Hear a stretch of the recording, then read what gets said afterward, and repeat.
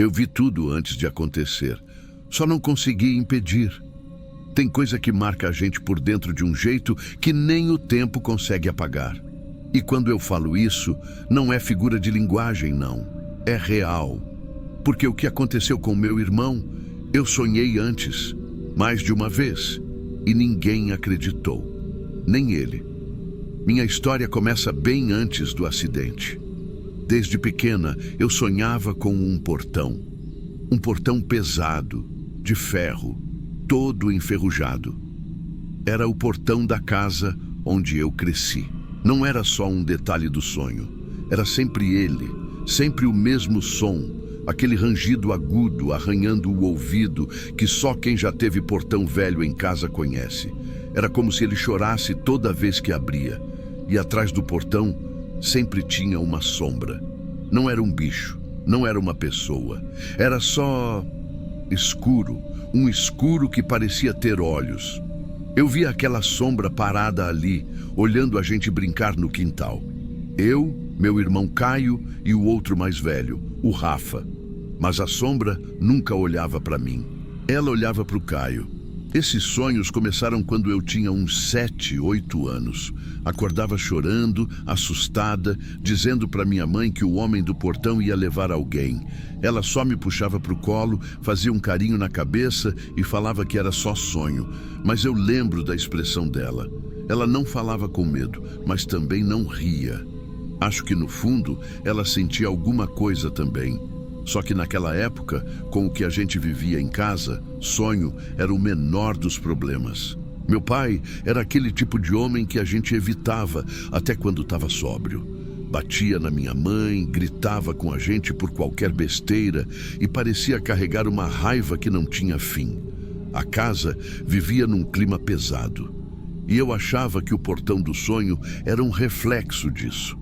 Daquela coisa de sentir que tinha perigo do lado de fora.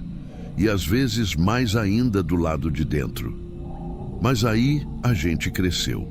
Minha mãe finalmente teve coragem de sair com a gente e fomos morar num lugar menor, mas muito mais tranquilo.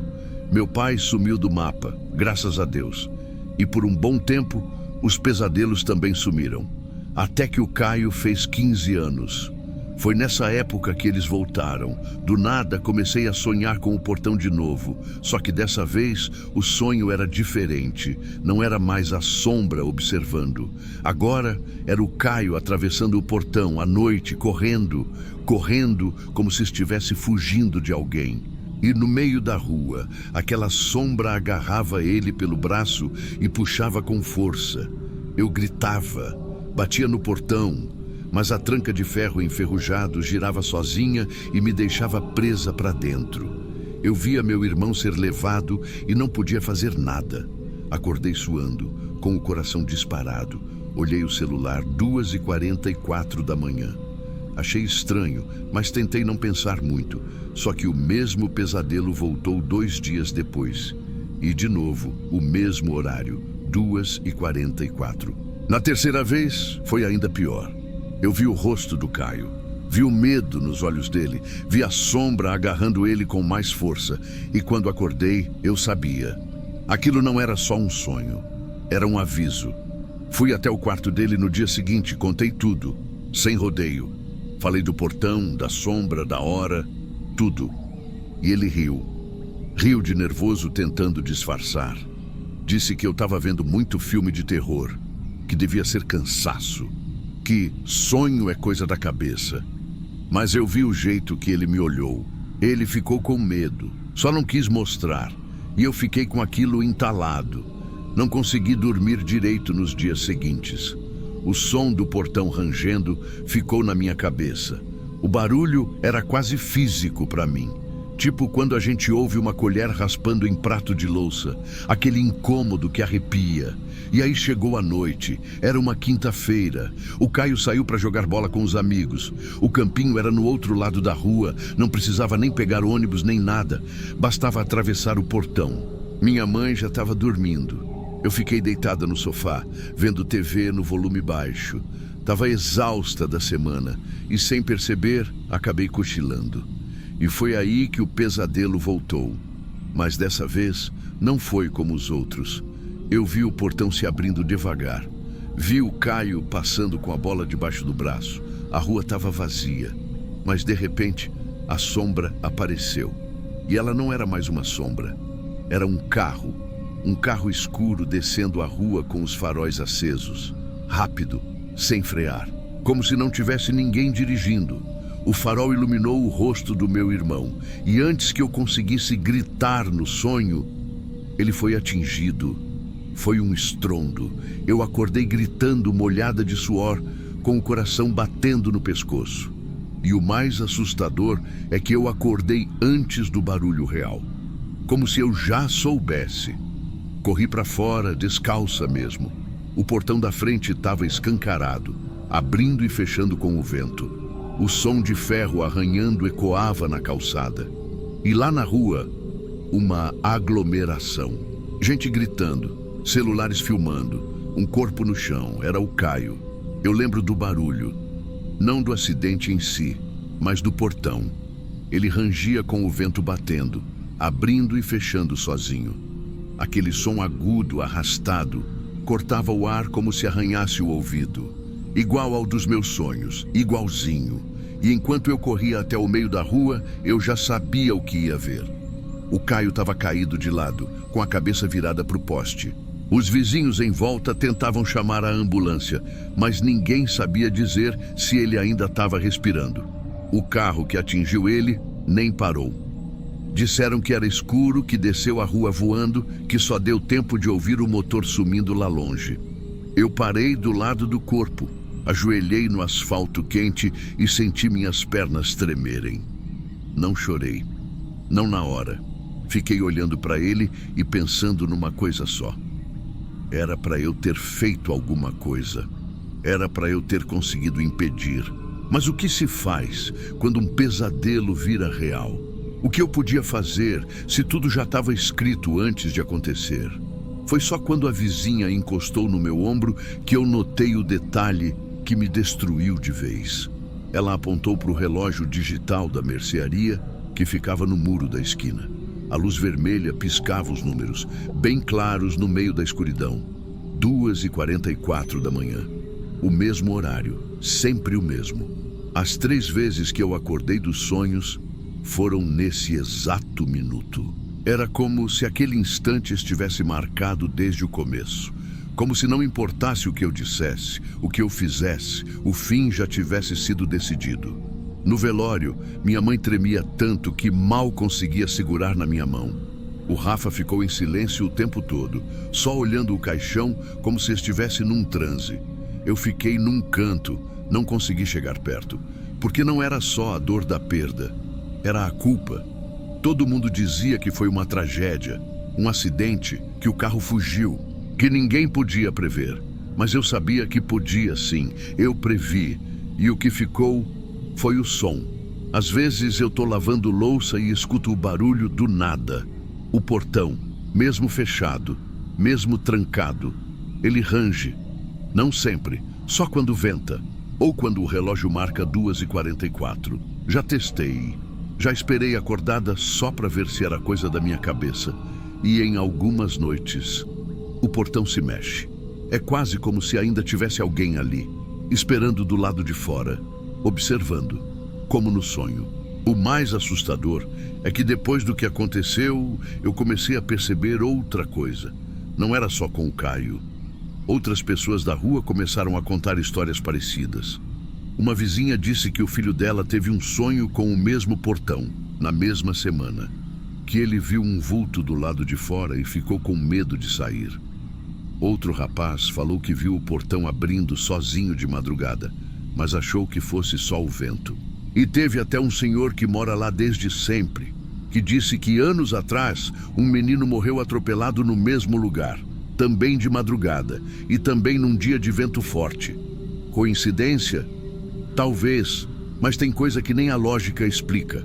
O portão ainda está lá, enferrujado, com o mesmo rangido insuportável. Minha mãe já falou em trocar, mandar arrancar, colocar um novo, mas alguma coisa me trava. Como se arrancar ele fosse apagar o que aconteceu. Ou pior, como se fosse provocar de novo. E toda vez que o vento bate mais forte à noite, eu sento na beirada da cama, olho para o celular e espero. Se der 2h44 e o portão ranger, eu levanto. E rezo para que não seja outra despedida anunciada.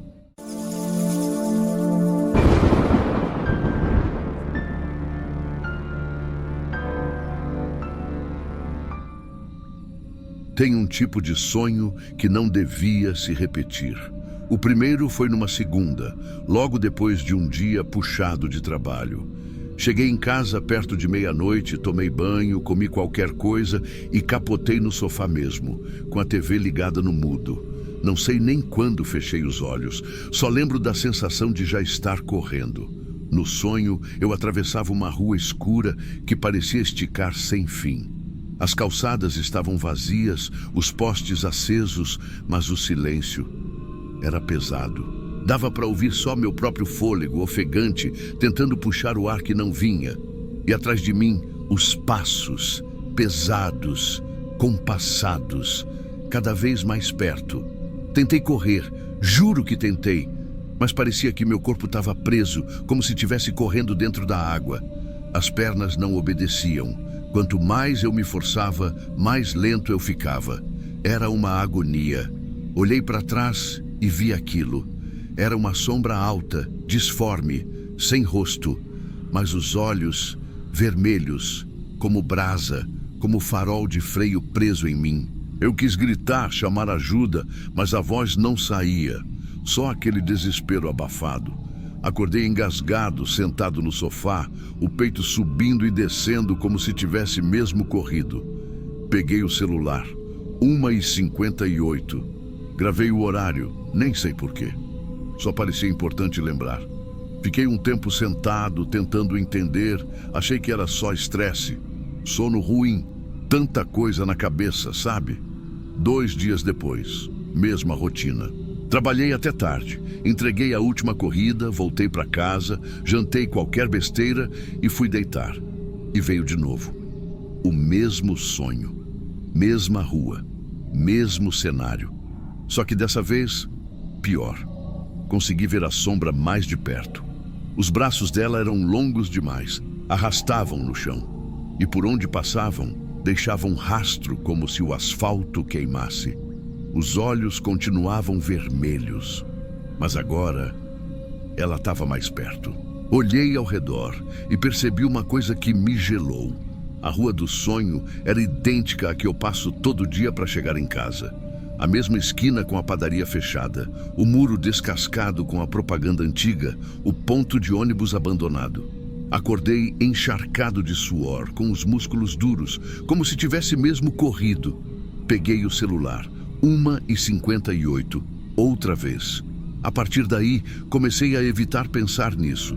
Me distraía com qualquer coisa. Botava música, vídeo no celular, inventava rota nova para voltar para casa. Mas o medo já tinha se instalado. Não era só pesadelo, era aviso. A terceira vez não demorou. E quando veio, veio para marcar. No sonho, já comecei correndo, como se já soubesse o que vinha. Mas dessa vez, a sombra não estava atrás. Ela estava dos dois lados. Era como se o ar todo tivesse se transformado nela. Cada passo que eu dava era uma luta. A rua parecia mais estreita, mais escura, como se puxasse minha força. E aí, eu ouvi. A sombra falava. Não era uma voz normal. Era uma coisa que vibrava por dentro, que entrava no ouvido e bagunçava por dentro da cabeça. Daniel... Daniel! Eu tentava correr, mas caí no chão. As mãos raspando o asfalto, o som de algo se arrastando atrás. Quando levantei o rosto, vi. Era a esquina do ponto de ônibus velho, a da minha rua. E antes de acordar, ouvi a última coisa. Hoje, eu termino. Levantei num pulo. O celular caiu da minha mão quando fui pegar. Mas consegui ver a tela acesa no chão, 1h58. De novo, fiquei parado, olhando aquele número até a tela apagar. Tentei entender se era só coincidência. Tentei, mas meu corpo já sabia a resposta. Naquela noite, eu não consegui deitar. Tomei banho, fiz café, fiquei andando pela sala. O sofá ainda tinha a marca de suor da noite anterior.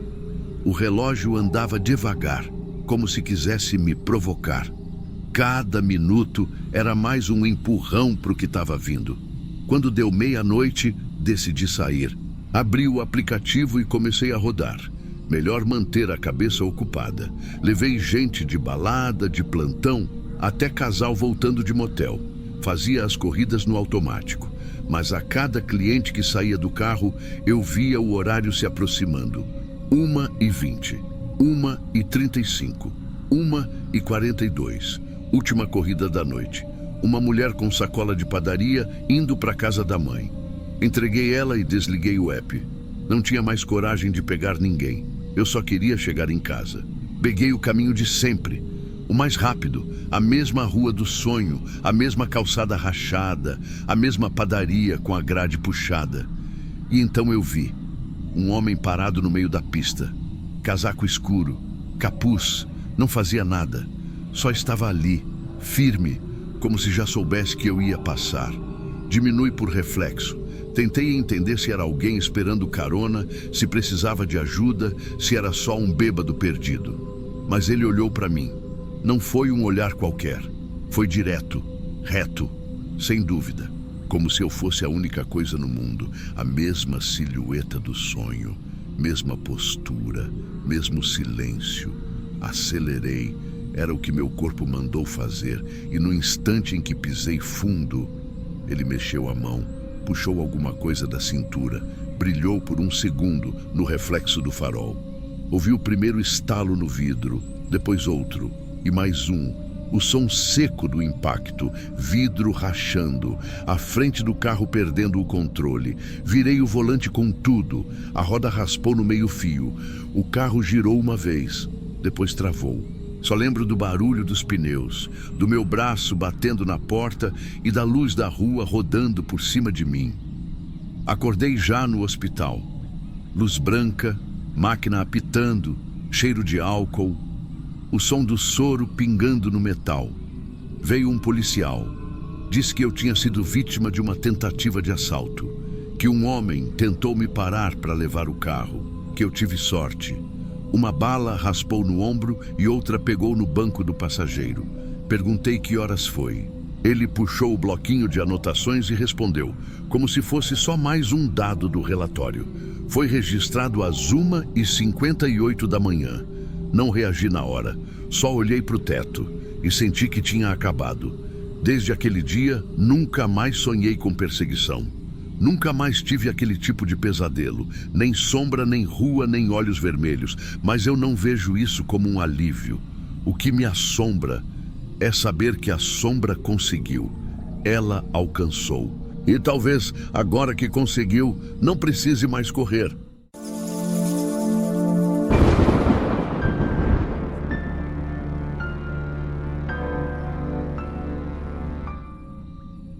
Eu sempre achei que espelhos tinham algo de estranho. Mesmo quando era criança, evitava ficar muito tempo olhando, principalmente de madrugada. Mas só fui entender o motivo quando me mudei para aquele apartamento velho, na zona oeste de São Paulo. Era o meu primeiro canto sozinho, sabe? Pequeno, barato e mal conservado, mas era meu. E tinha um espelho enorme pregado na parede do quarto. Moldura antiga, fundo escurecido nas bordas e uma coisa estranha. Ele não refletia exatamente com nitidez. Tinha um brilho opaco, meio manchado, que dava a sensação de que o vidro era mais grosso do que devia. Na primeira noite ali, já tive um pesadelo. No sonho, eu estava sentado na cama, olhando para o espelho. E lá no fundo, no chão, tinha uma garota. Magra, com o cabelo escuro cobrindo metade do rosto, o corpo encolhido, como se estivesse me observando em silêncio. Eu tentava virar para trás para ver se tinha alguém ali de verdade, mas o corpo não respondia. Era como se só o reflexo existisse. Como se eu estivesse preso nele. Acordei suando frio com aquela sensação de que alguém tinha acabado de sair do quarto. Olhei para o espelho. Estava lá, inteiro. Mas juro por tudo, por um segundo, bem rápido, achei que vi o movimento do cabelo dela se afastando do vidro. Rápido demais para ser real, lento demais para ser só reflexo. No dia seguinte tentei ignorar. Botei a culpa no estresse da mudança, no cansaço, na ansiedade. Mas no fundo, fiquei com aquilo atravessado na garganta. Na segunda noite, o pesadelo voltou. Dessa vez, mais nítido. A garota não estava mais no chão. Estava de pé, encostada no espelho, do lado de dentro. O rosto quase colado no vidro. Pele branca demais, olhos fundos demais. Boca meio entreaberta, como se tivesse prestes a falar alguma coisa. Só que ela não falava. Só encostava a mão no vidro e olhava para mim. E no fundo da minha cabeça, eu sabia. Ela queria sair. Eu tentei levantar, sair do quarto, gritar qualquer coisa. Mas estava preso, paralisado. Acordei com o coração batendo no pescoço, respiração descompassada, mãos suando como se eu tivesse corrido uma maratona. Olhei para o celular. 2h13 da manhã. Aquilo me deixou perturbado. Contei para os meus amigos do trabalho, tentando rir da situação. Um deles disse que era só o cansaço acumulado, que eu precisava desligar mais cedo do computador. Outro sugeriu que eu cobrir o espelho com um lençol. E foi o que eu fiz. Naquela noite, dormi no sofá da sala. Só que não adiantou nada. O pesadelo veio de novo, mesma hora, mesma garota, mesmo reflexo. Só que agora ela falava. A voz dela não combinava com o rosto. Era seca, baixa, como se tivesse vindo de um lugar muito distante. E disse só uma coisa: eu vou sair, e quando eu sair, alguém vai morrer. Acordei com a garganta seca. Fiquei olhando para o corredor escuro do apartamento, esperando ouvir algum barulho, uma batida, um sussurro. Mas não veio nada, só o silêncio e o espelho coberto. Na manhã seguinte, fiquei olhando para o lençol cobrindo o vidro como se fosse uma barreira frágil. De repente, aquilo parecia ridículo. Era só um espelho velho. Mas eu não conseguia mais ficar no mesmo ambiente que ele. Decidi que ia mandar arrancar. Liguei para o síndico, perguntei se podia tirar da parede, porque parecia colado direto no reboco. Ele disse que não tinha problema, mas que talvez danificasse a estrutura do gesso. Mesmo assim, insisti. Só que antes de fazer isso, veio a pior noite de todas. Naquela noite, mesmo com o espelho coberto, dormi mal. O corpo inteiro doía, como se eu tivesse passado a madrugada toda tentando correr de alguma coisa. E de certo modo, era exatamente isso. Dormi por volta das 11. Acordei de novo às 2h13 da manhã. Só que, dessa vez, não foi o sonho que me acordou. Foi um barulho seco, um estrondo dentro do quarto. Levantei assustado, com o coração disparado, e fui na direção do som. O espelho, aquele maldito espelho, estava rachado. O lençol ainda cobria boa parte, mas dava para ver as linhas quebradas cortando o vidro de cima a baixo, formando um desenho esquisito, como veias. Fiquei parado, hipnotizado, encarando as rachaduras como se elas fossem me dizer alguma coisa. Mas não disseram. Quem falou foi o telefone. Tocou na sala. Toque alto, no meio da madrugada. Aquele som que arrepia até o osso. Quando atendi, era minha mãe, chorando, transtornada, engasgando entre as palavras. Meu tio, irmão dela, tinha sofrido um infarto fulminante, sozinho, em casa, sem chance de socorro. A hora da parada cardíaca, 2h13, registrado no laudo médico. A ligação caiu no meu colo como uma sentença.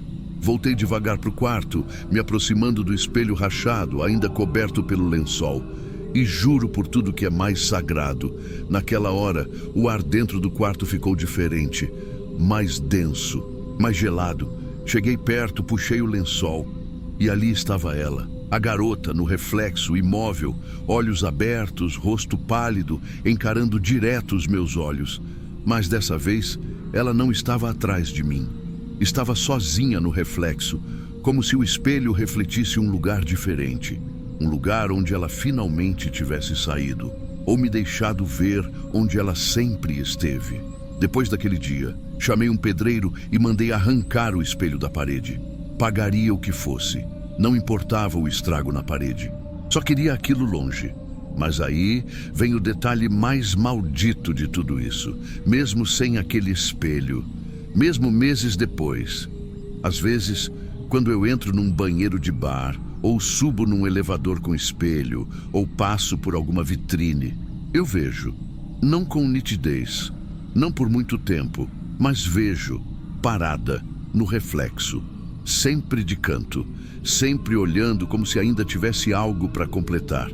Porque, no fundo, o que mais me assusta nem é o que já aconteceu. É a frase que nunca saiu da minha cabeça. Aquela que ela sussurrou no sonho. Eu vou sair. Ela não disse que já saiu. Disse que vai sair. E toda vez que cruzo com um espelho silencioso num lugar vazio, eu tenho certeza de que aquilo ainda não acabou. E que da próxima vez, talvez não seja mais um aviso, talvez seja comigo. E você já teve algum sonho premonitório que se confirmou do pior jeito possível? Deixe nos comentários, porque às vezes o que a gente sonha já está acontecendo no espelho.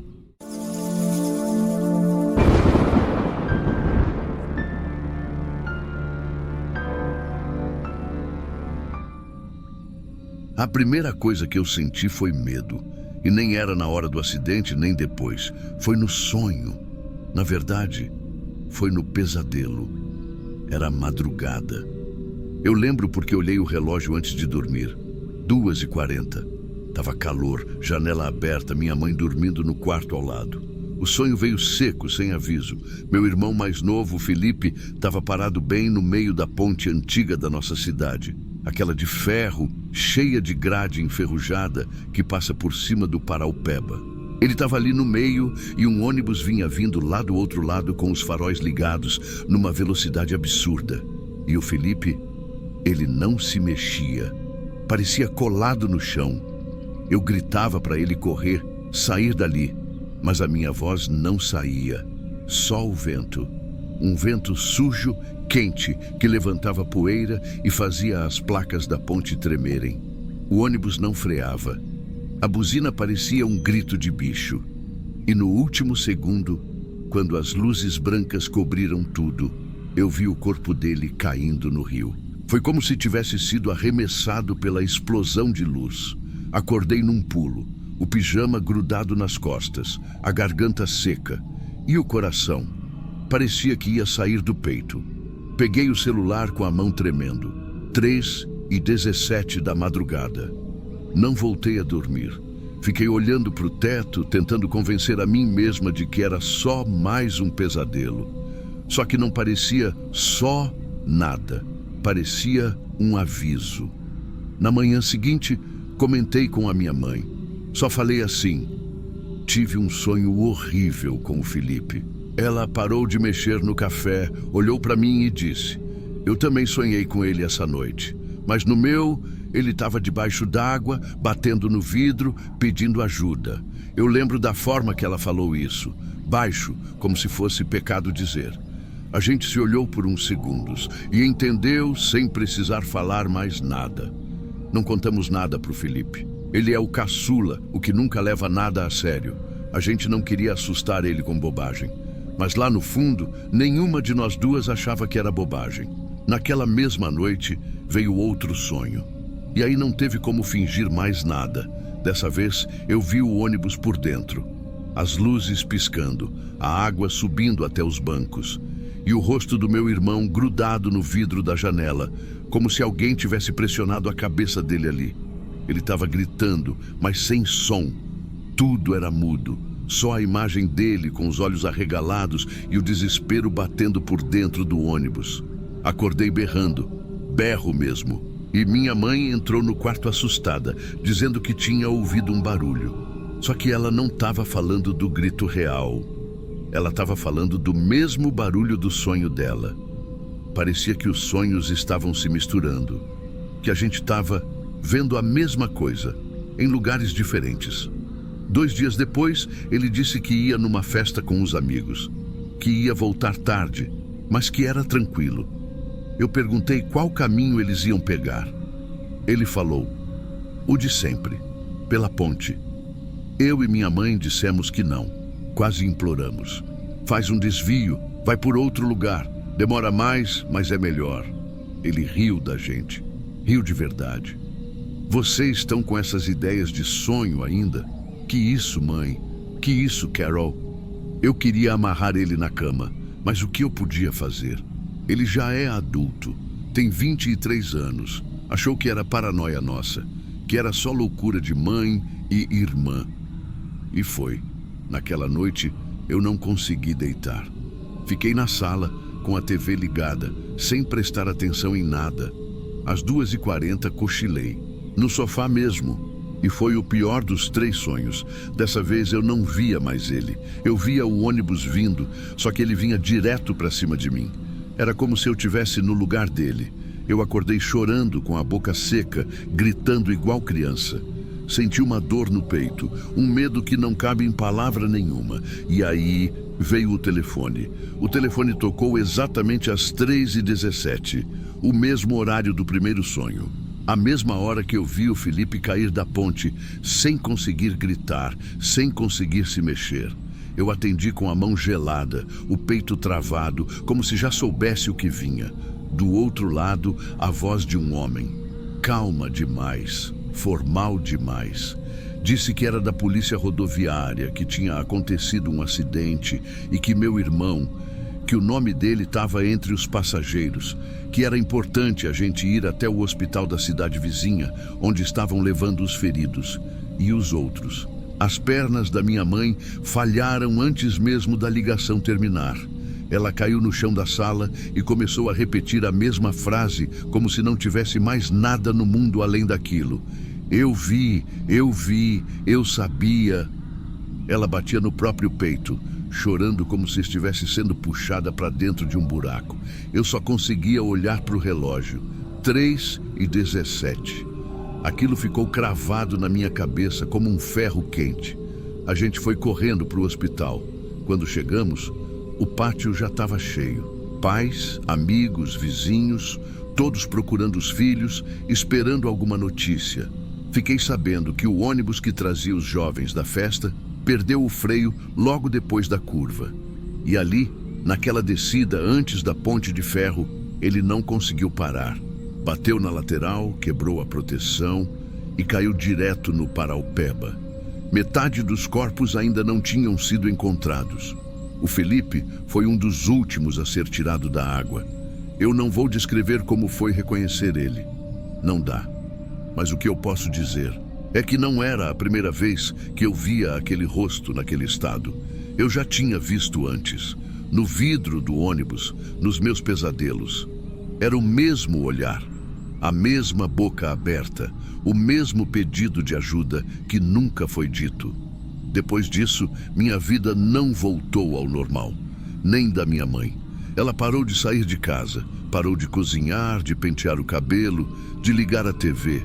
Passou a dormir na sala, com a luz acesa, como se tivesse medo do que podia aparecer quando apagasse tudo. E eu fico tentando entender por que a gente viu tudo antes. Por que a gente sonhou com aquilo 3 vezes. Por que ninguém acreditou. Por que nem a gente conseguiu impedir. Na missa de 7º dia, o padre disse que tem coisas que só Deus entende. Que talvez fosse uma forma de preparar a gente, de suavizar a dor, mas aquilo não suavizou nada. Aquilo só deu mais peso. Porque saber e não conseguir evitar é um tipo de culpa que não dá para explicar. No dia do enterro, enquanto o caixão descia, eu olhei para a ponte lá longe, escondida no meio das árvores. Ela parecia diferente, menor, mas viva. É estranho dizer isso, mas eu juro que tive a sensação de que a ponte estava olhando de volta. Como se soubesse o que tinha feito, como se tivesse participado. E desde aquele dia, eu não consigo mais atravessar ela. Nem de carro, nem de ônibus, nem a pé. Se alguém insiste, eu invento uma desculpa, dou a volta, atraso a vida, mas não passo por ali. E tem outra coisa. Até hoje, sempre que eu acordo assustada no meio da noite, meu primeiro instinto é olhar o relógio. E nas poucas vezes em que o ponteiro está nas 3h17, eu sei que não vou conseguir dormir de novo. Porque naquela hora, parece que o tempo para. Como se tudo que aconteceu com o Felipe ainda estivesse preso ali. como se ele ainda estivesse no meio da ponte, com os faróis vindo e a gente sem conseguir fazer nada. E o pior de tudo é pensar, e se aquilo não foi o último aviso? E se era só o primeiro?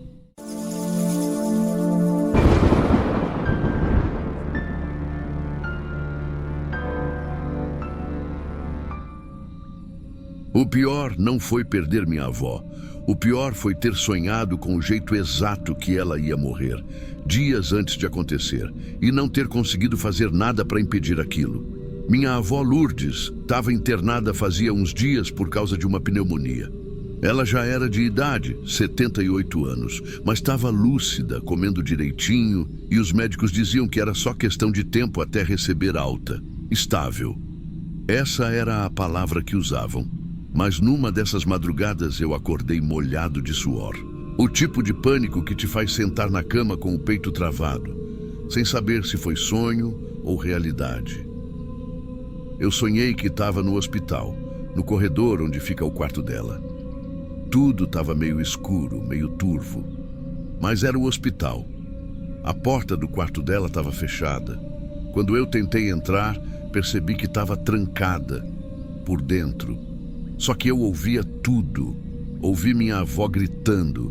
Não era um grito de medo, era de desespero mesmo, de quem está lutando para respirar. Ela tossia, arranhava a porta, pedia ajuda e eu socava aquela madeira com toda a força do meu corpo. Gritava por socorro, tentava derrubar a maçaneta, mas era como se meu corpo não obedecesse. Meus braços pareciam fracos, a voz não saía. Aí, pela fresta debaixo da porta, começou a sair uma fumaça escura. Uma fumaça densa, meio oleosa, como se tivesse algo queimando por dentro do quarto. Mas não tinha cheiro, só vinha rastejando pelo chão. E de repente, o silêncio. Nenhum barulho, nem dela, nem da fumaça, nem do hospital. Tudo parou. Foi aí que acordei. Eu estava chorando de verdade, sem nem entender por quê. Peguei o celular e olhei a hora. 4:06 da manhã. Nunca vou esquecer esse horário. Na hora, pensei que podia ser só um reflexo da preocupação.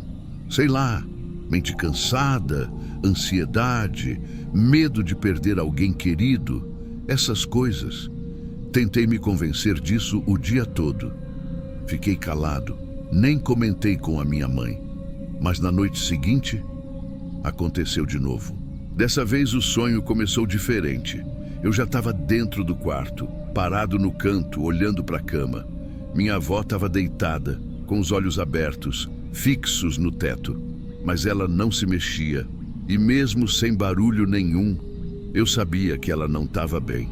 As paredes ao redor dela estavam se mexendo, não como se fossem desmoronar, eram as sombras. Elas se alongavam, se arrastavam, como se estivessem respirando dentro do quarto, consumindo todo o ar. Eu fiquei travado. Não conseguia falar nem me aproximar, até que uma dessas sombras passou rente à parede e tocou a mão dela. Foi como se sugasse a última energia que restava. A mão dela ficou pálida, quase cinza, e eu acordei, arfando com a garganta seca. Olhei a hora, 4:06. De novo. Levantei da cama na mesma hora e fui até a cozinha. Sentei na mesa e chorei de novo, mas dessa vez não era tristeza. Era medo. No outro dia contei para minha mãe. Ela ficou branca, mas disse que era só a cabeça tentando processar tudo. A gente se apega a essas explicações fáceis porque elas aliviam. Mas no fundo, eu já sabia. Sabia que aquilo não era só coisa da minha cabeça. Era um aviso. 2 dias depois, o hospital ligou. Disseram que minha avó estava melhor, que tinha se alimentado, conversado com as enfermeiras, até rido de uma piada. Aquilo me aliviou por fora, mas não por dentro, porque na noite seguinte veio o terceiro sonho, e foi o pior de todos. No sonho, eu estava de novo no corredor, a mesma luz fraca, o mesmo silêncio estranho, mas dessa vez a porta já estava entreaberta. Eu me aproximei, empurrei devagar, e o quarto estava vazio. O leito onde minha avó sempre ficava estava ali, com os lençóis puxados, como se alguém tivesse acabado de sair. O oxigênio ainda ligado, os monitores piscando no modo de espera. Só que não tinha ninguém. Foi aí que eu vi. Pelo canto do olho, vi uma sombra se arrastando do canto do quarto até a porta, como se escorresse pelas paredes. Ela não tinha forma, mas parecia viva. Era como se tivesse terminado o que veio fazer ali. E quando passou por mim, eu senti um frio seco, de dentro para fora. Um arrepio que não passava mesmo debaixo das cobertas. A sombra saiu pelo corredor, foi ficando mais e mais fraca e desapareceu antes da curva. Foi quando eu tentei voltar para o quarto, mas não consegui entrar. A porta bateu sozinha e travou de novo, e atrás dela só o som do ar sendo sugado, como se alguém ainda lutasse para respirar no vazio. Acordei com o coração disparado, os olhos ardendo, o peito doendo, como se tivesse corrido uma maratona. Olhei o relógio. 4:06, de novo, pela terceira vez. Levantei devagar, fui até a sala. Minha mãe já estava sentada no sofá com o telefone na mão. Ela olhou para mim com o rosto pálido e começou a chorar antes mesmo de dizer qualquer coisa.